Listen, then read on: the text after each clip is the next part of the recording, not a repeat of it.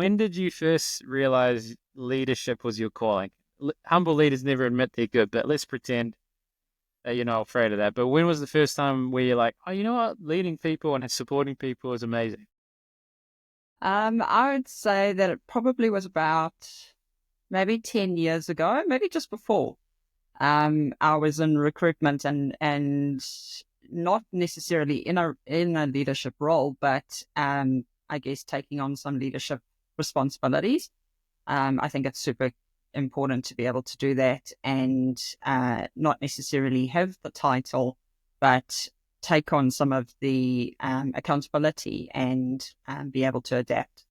So I was that before I went to an insurance company into a leadership role, I sort of started recognizing that I was showing potential to want to go down that avenue.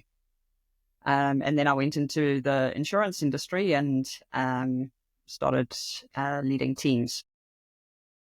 It's hard to motivate. How do you motivate people flogging insurance? They're worse than used car salesmen in terms of public perception. It's a tough one, right? So I guess even in the role that I'm in now, where we're doing wills and estate planning, same thing. You're trying to convince people to buy something that you're hoping they never have to use. I guess with wills they eventually will, but with insurance you really hope that they don't have to. Um, the the team that I led was obviously very passionate about being there, which is important. I think with any role that you sort of in, you spend so much of your life at work, so you should enjoy and be passionate about what you do. And I was very lucky that they were, and a lot of the team that I managed had actually been there for many years, some as long as or over 20 years, some of them. So they really were part of a family, I guess, and committed to what they were doing. So what do you think about when someone comes in? Because I always think the first 2 weeks of onboarding someone is where you set expectations and the inputs. Like we were always conscious when we train a salesperson is like, okay, we need them around someone that puts in enough work ethic. So they're making enough calls or they're making enough door knocks. They also need to have the attributes of professionalism, so, putting the client first and acting in a certain way. So it's a lot easier to keep a boat moving the same direction than change it. So what do you think about in the first moments of bringing someone into a company? I think it's super important to set the scene, as you say, almost making sure that they understand what you expect from them. I've always been very open. A lot of South Africans come across as very abrupt. We're not. We're just very direct, and that's always sort of led me well in my leadership career. And I think people appreciate that because they know exactly where they stand. I am very clear in what the company goals are. I'm very clear in how I lead. I've got an open door policy, so people can come to me at any stage, and anyone that starts knows that. And I'm very clear in what my expectations are of them and within their role. But in the same sense, you also have to be very supportive and understanding they're going to be petrified coming into a new position, new company, not knowing anyone, not knowing anything. And something that I've always said to everyone that starts is they have to be really patient with themselves and allow themselves to learn, because it usually takes a good 6 months before someone actually gets to really understand what they're doing, especially in sales roles. I find, people will say, oh, it's a sales role, you're just selling something. But I think what you're selling is important too. And there's a lot of complexities where we are. There's a lot of complexities. We've got 4 different channels to our business, and each of those channels sells in a different way.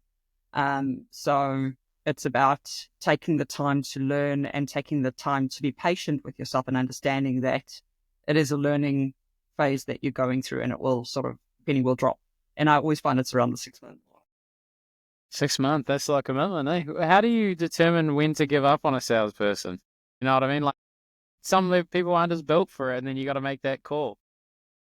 I think that I'm probably one of those leaders that sort of just continues to push a person so that the best comes out of them. I don't believe that every person or salesperson is the same.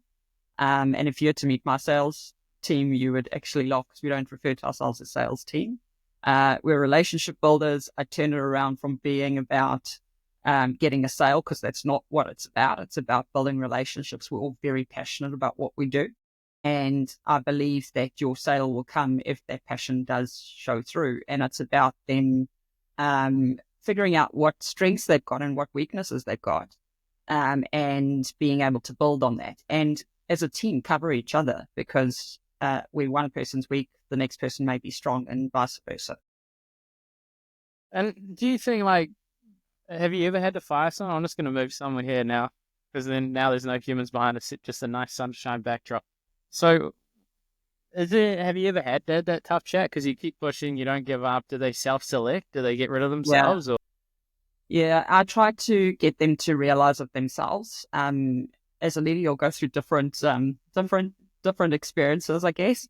I've had to work with people that are on performance plans that eventually leave the business. You try and get them to leave on their own accord, because obviously, ideally, they're self-aware and recognize that there's a problem. I have obviously been through many restructures. That's always the tough part, because the restructures is where you take the person out of it, and it's about the role and what you need for the business. And that's quite tough too, especially if you've got people that have been in roles for a long time, or are actually, pretty good at their jobs. So, but yes, I've had to work with people on performance plans, and when those performance plans don't improve, then the end result is that they have to go. And it's really tough, because especially in today's market, like at the moment, everyone's battling. There's a lot of restructures happening. There's a lot of people that are out there looking for roles. I mean, I'm hearing stories of people advertising for roles and getting 650 applications.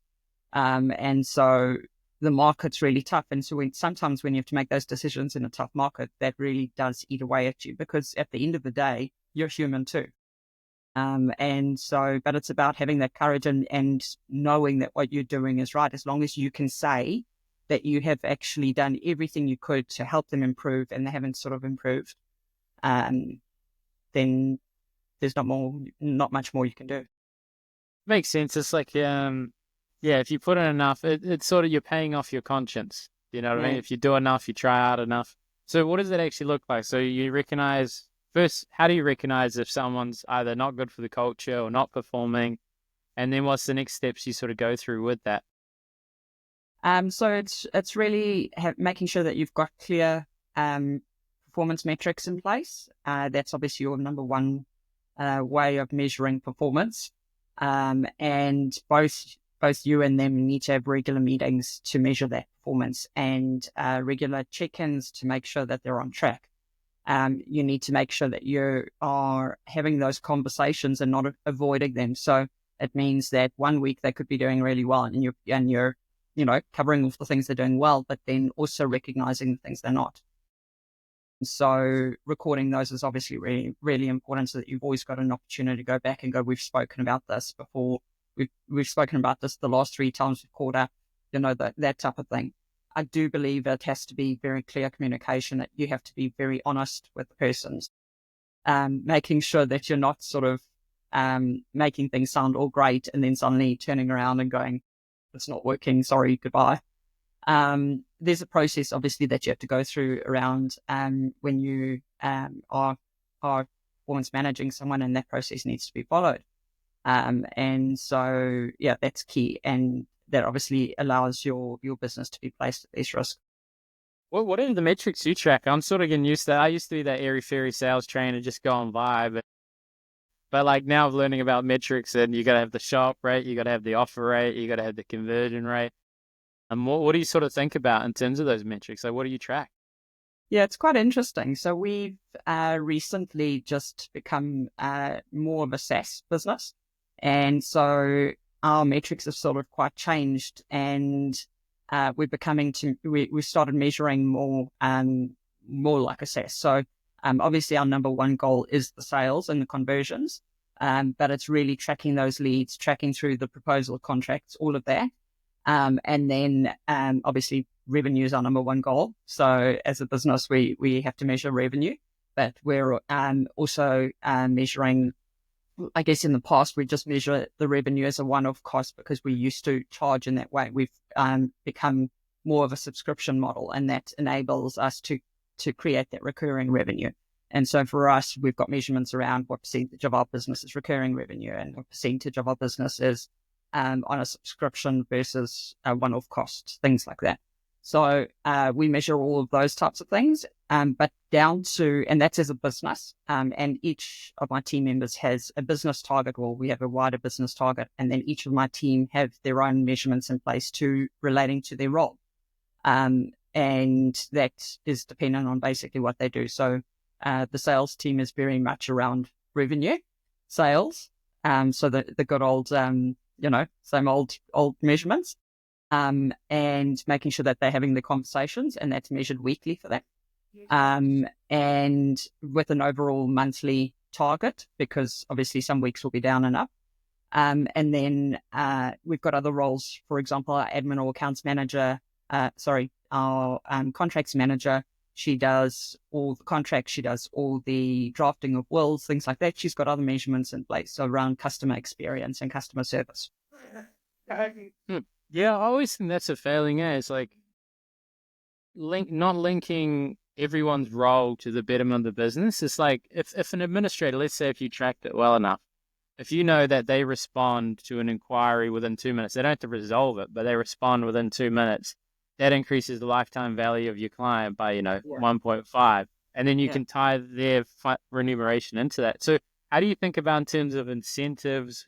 Is it non-financial? Is it validating them when they say the script? Oh, you follow the script. That's amazing. Like, what do you think about in terms of incentivizing good behavior? I think it's a mixture of both.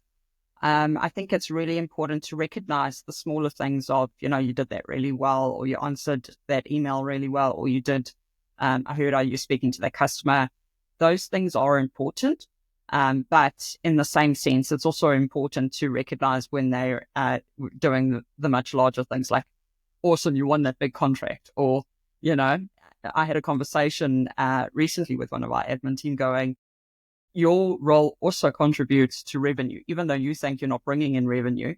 How you deal with a customer, how you retain a customer, and your service makes them want to continue coming back to us. That contributes to revenue. And so it's really recognizing their roles and making sure that they understand how their role contributes to each of our targets that we've got set up. Do you think, like, obviously revenue, the employees come in, they're like, oh, we got more revenue for the boss. You know what I mean? Like, do you think of like vision or values? Like, what do you think about in terms of motivation and motivating a team? I think it's really important that your company values and vision align with your team. From our side of things, and most of my roles, we've always sort of worked with the team to get their engagement with what we think our strategy is going to be for that year. And the reason I think that's important is because if they're contributing towards it, they've got a vested interest, I guess, in making sure that it works. I do think, touching on what you had said earlier, I do think that having a monetary sales incentive is important, because that does drive most people. Doesn't drive all people, but it drives most people. And I think in the current economy, anyone would be happy to be getting some extra money coming through. So I think that aligning what you're as a business trying to achieve, getting them involved and making sure that they're contributing to how we're going to do that, because it's all fine if you're at the top going, this is what we need to achieve, here's the strategy, deliver it. They're not going to do that because we haven't actually worked through how we're going to do it. So it's important to have a session with them and really make sure that they're engaged with that and understand how they're going to contribute towards achieving that. And what does it look like in terms of the cadence of one-on-one? So, like, we used to do training every morning, 30 minutes, and especially with sales, maybe that's overkill, but, you're getting rejected for a living, and then you're also got to have your tonality right, all these things you got to learn. What do you think about in terms of education component of the business, and then also the culture? Like, are you having dinner once a month? Are they earning the right to have dinner once a month because they had a certain target? Like, how do you structure that? I think it really depends on your team and who you've got involved with your team. If you've got your whole team, for example, is mothers with young children, having a dinner regularly, for example, probably will put more stress on them at home because they've got to be there for their families and things like that. So again, it comes down to communication and finding out what's important to them. I regularly will take my team for lunch and wine because we do enjoy a little wine here and there. And that's what we enjoy. It's the same as like Christmas gifts. I set a budget and then I go, right, I tailor my gift according to what each team member enjoys. Why give someone, the same thing because that's what the right thing to do is, when actually let me just buy them something that they're going to enjoy. For example, one of my team got a yoga mat because that's what she wanted, So I think it's important to check in and really anything you're doing for the team, make sure that it's actually what they want, because otherwise it's just you're ticking a box. We do celebrate our wins. If we have a great win, we'll celebrate that. We'll go out and do some fun team building activities. We recently went and did the escape room, which was not so fun for some of the team who like to be in control and know exactly what's going on. But it's really good to be able to just sort of step back and do things together. Make sure you're keeping communication open, and that communication is more than just your day-to-day job. It's getting to know them as people, getting to know their families as part of the family. And that doesn't always work because in some businesses it's just too big. Like there's too many people and you can't always get that close. But if you're in a smaller business or a startup or something like that, it's obviously a lot easier. And on the creating the community part, because it seems like we used to analyze the number one reason people would leave, because I was part of one of the largest face-to-face marketing companies that no one's heard of because they sell everyone else's stuff. We found the number one reason they would quit is because of what the person at home thought of their role, because it's a commission-only role, and every time they don't have sales, they're like, oh, did you get sales today?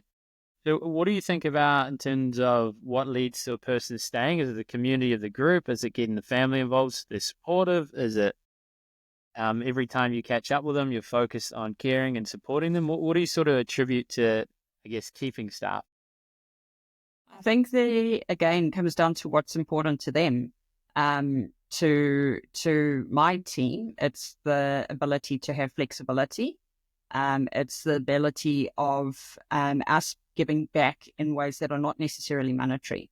So my team who have young children, for example, get to drop their kids off at school, get to pick their kids up from school, get to go to those school activities, and they get to enjoy being around their kids if they've got an activity on. We do the 4-day week at work, and what that is either you do your 100% productivity within 4 days and you get the 5th day off, covered obviously financially.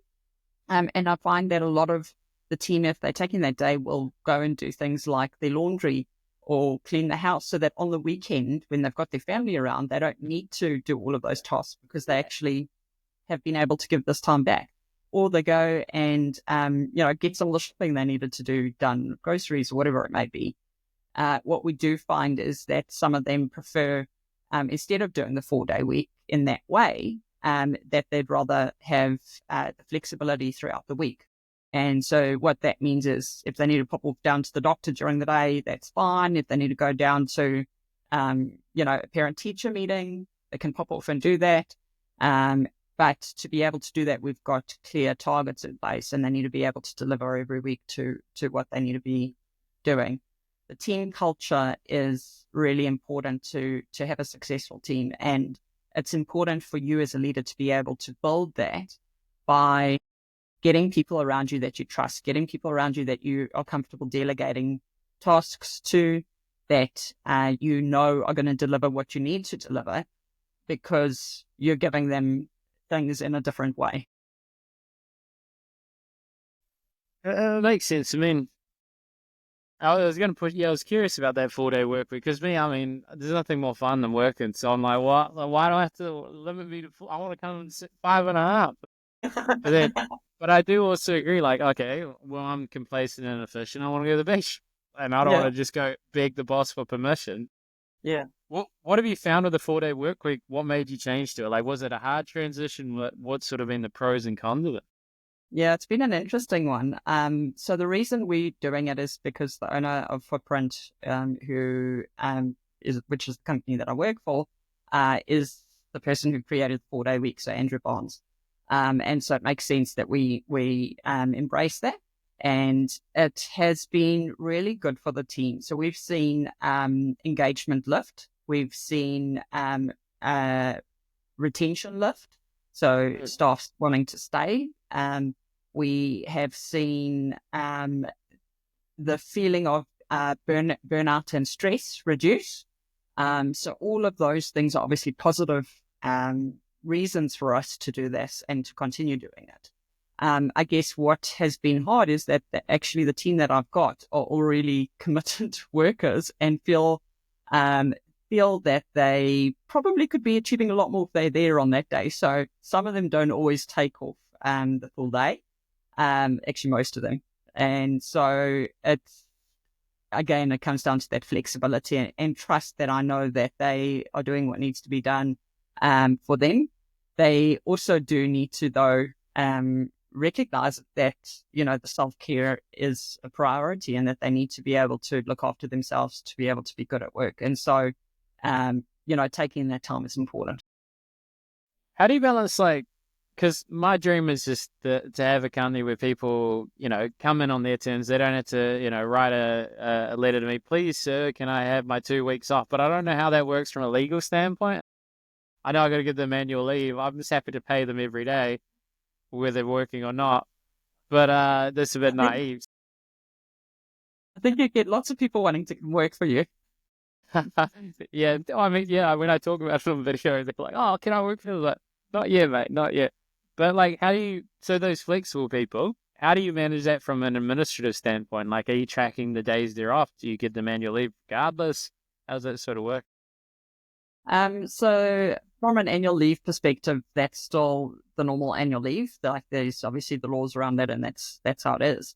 From a time that they take off, you can measure whether or not they taking too much time off. They've got, as I said, the weekly KPIs that they need to meet. If they're not achieving that, then I'd be having conversations again with them and stuff like that.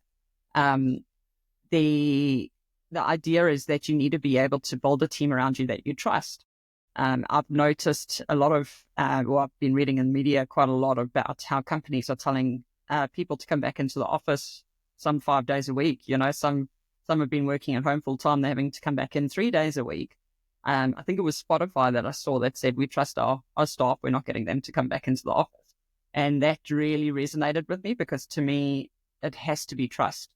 It has to be about trust. We work from home full time, but we catch up every week in at an offsite place. And to me, I don't for a second doubt that my team are doing what they need to be doing. I don't for a second doubt that they're messing around, anything like that. That never happens. And it's about having the right people in the right role. Yeah, because I mean, I thought about just having completely remote business. Because my whole approach is like, what are you trying to achieve in life?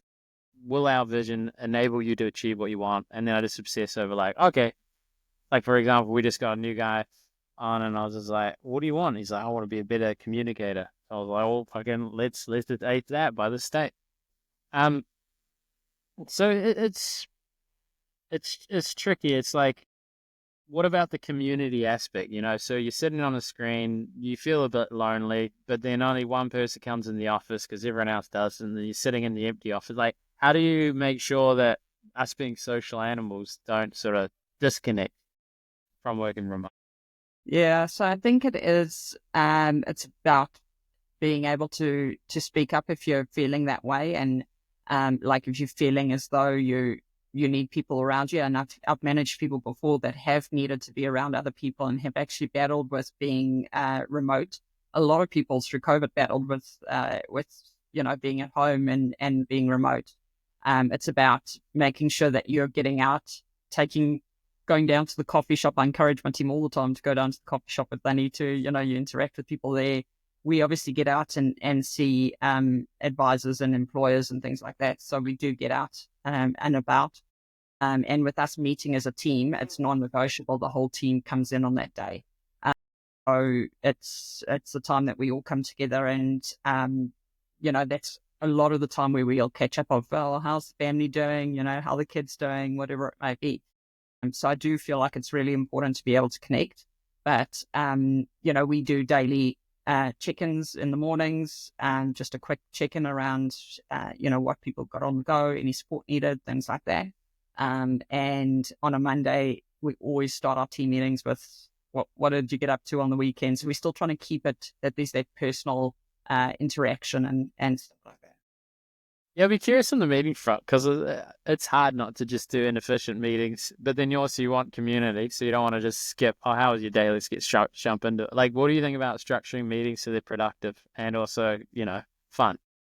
Yeah, so it's an interesting one, because part of the 4-day week is that you cut your meetings down. And so the idea is that you become more efficient in your meetings.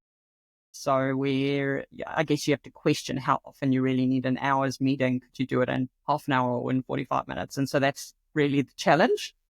And what we find is that we can get our meetings down and we can be quite efficient in them, but it's just a quick check. And if I notice we're going on a bit, then I'll be like, okay, right, let's jump into what we're actually here for. And we'll start covering those bits off. One of the other things about being online and having your team, for example, remote, is that there's nothing stopping you from being on a Teams call, for example, and working through a project together. So even if it means a couple of hours of like working through something that you'd work on with each other in the office, you're still getting that interaction. It's just not necessarily that you're in the same room. So it shouldn't, being digital shouldn't stop you. If anything, it should enable you to become more efficient. I don't sit in traffic every day, because when I do, I get really grumpy. So those types of things like make me a better person. So yeah, it's something that I think you can manage, and it's something that I think just takes a bit of getting used to. And I find this balance. Like sometimes we get straight into the meeting, we're onto it, that's what it is. But if we've just come from a long weekend, we're seeing each other for the first time, so we always do a bit of a check-in and just see how everyone's doing. I'd be curious as well. I mean, you talk about trusting in your people. There's a lot of micromanagement, mistrusting, no one can do it as good as me energy out there. What does trusting your people actually look like? Is it like, here's a problem, you guys work out how to solve it? Is it you're checking in and supporting a certain point? What are you encouraging them to take complete ownership and accountability? Like, what does that actually look like? I don't think there's a one size fits all. I think there is a mixture that works depending on what you're doing. My approach is that sometimes I'll give guidance around what my expectations are. I always let them own their own work though. They go off and do stuff, and then they'll bring it to me for sign off, for example. I, funny enough, had one of my team turn to me. She's more a lot more newer, and she said to me, one of the things she loves is that she can just give things a go, and it's not like if she gets it wrong, she's going to get in trouble. She knows that, I always use it as a learning opportunity, and so being a small team, we all do things that necessarily isn't within our job description. We're all wearing a marketing hat in one way or another. And for me, I believe in you just give things a go. You try. A lot of leaders learn from making mistakes, and a lot of teams learn from making mistakes. So I focus a lot on give it a go. If it's not 100%, we'll work through it. Sometimes they'll come to me and they'll go, I've started it, but I don't know if I'm on the right track. Can I just bounce this off you? And I'll go, yep. And we work through that together. So it just depends on the scenario, but I feel that it's really important to always let them own their work 100%, as well as to feel comfortable at any level. So whether it's them with each other, them with me, or me with them, it's important to be able to feel comfortable to delegate, and feel comfortable to push back or have boundaries, because, sometimes you feel like you're taking on the whole world and you've got a whole list of things to do and you need to deliver it all. The expectation is not that you can do that. No one can do that. So therefore, you need to be able to prioritize. You need to be able to say, hey, I need some help, and push something over to one of your colleagues. And I'm really big into managing up to. And so I expect that they're going to go, I can't actually do this today. I've got this, this, and this. Can I do it tomorrow, or whatever it may be? It's important to put boundaries. It's important to recognize your own, I guess, what you can deliver each day. How do you incentivize that? Because a lot of people, they're fearful of judgment. They don't want to speak up in the meeting. Or, they don't want to say they can't do it, and then it falls behind, and then they avoid it because, sweep it under the rug. How do you incentivize a culture of collaboration? Yeah, it's interesting because, again, I put it on each person. I do believe that each person needs to have their own accountability. However, you always have to keep your eye on the ball, if that makes sense. You have to have a list somewhere, or an idea somewhere, of what each person was doing and when they were getting it to you, so that you can also hold them accountable. And so that takes a little bit of work. Ideally, you'd want to be in a state where you're not having to do that, and everyone's delivering everything they need to be delivering on time, and not missing or dropping the ball anywhere.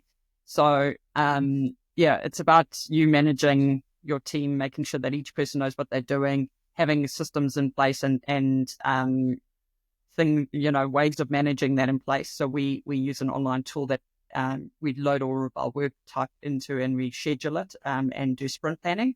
And so that helps you be accountable, because basically you're only working with the next 2 weeks. What are we doing for the next 2 weeks? And so that really does help chunk things down into bitable or pieces that you can really deal with. Can you speak a bit more on that? Because I've sort of been brought into that recently. You do stand-up meetings, and you have the sprint for 2 weeks, and then you have these actual items you revisit. What should we remove? What should we add, or whatever? This is tech speak. What does that actually look like? What is it? Yeah. So it actually changes your way of working, because I guess a lot of people have a list of things they've got to get done. They'll work through the list one by one, and that's sort of how it works. What it does is it makes you start thinking about, okay, the next 3 months, what do we want to achieve in the next 3 months, when you start planning for those 3 months?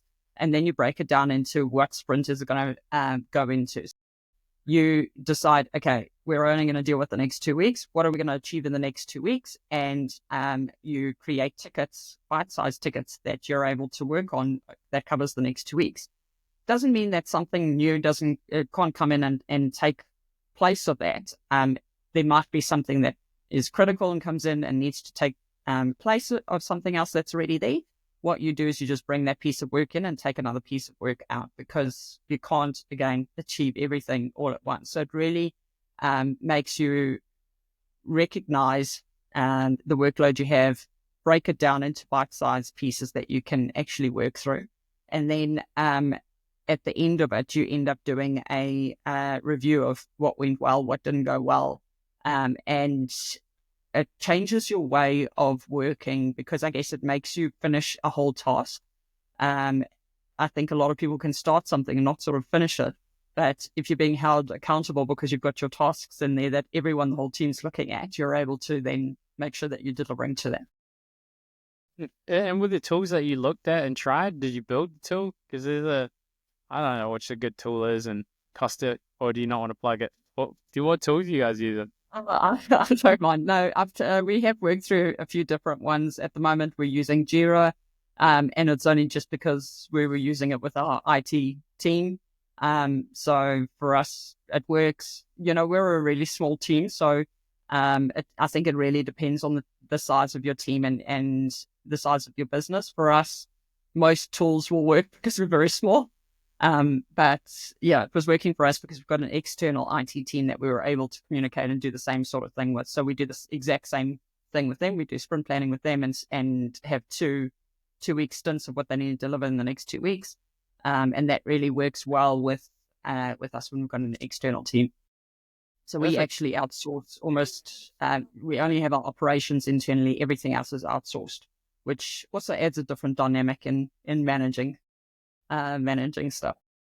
does, imagine. But yeah, you've done a podcast there, so thanks for coming on.